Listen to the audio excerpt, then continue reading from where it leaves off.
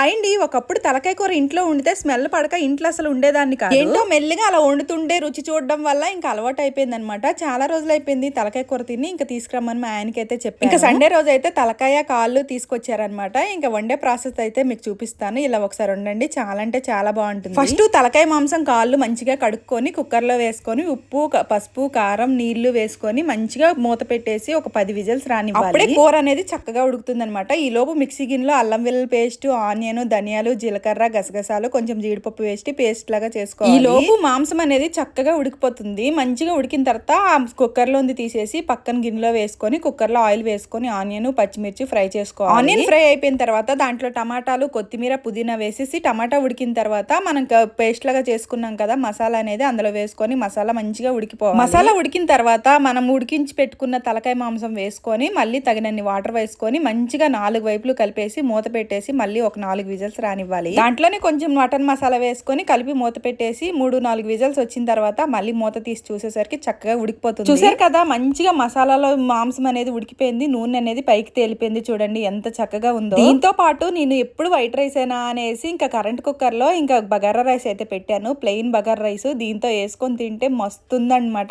చాలా అంటే చాలా బాగుంది. మీలో ఎంతమందికి తలకాయ కూర ఇష్టం అనేది కమెంట్ చేయండి. వీడియో నచ్చితే ఒక్క లైక్ చేసి షేర్ చేసి సబ్స్క్రైబ్ చేసుకోండి. Bye bye.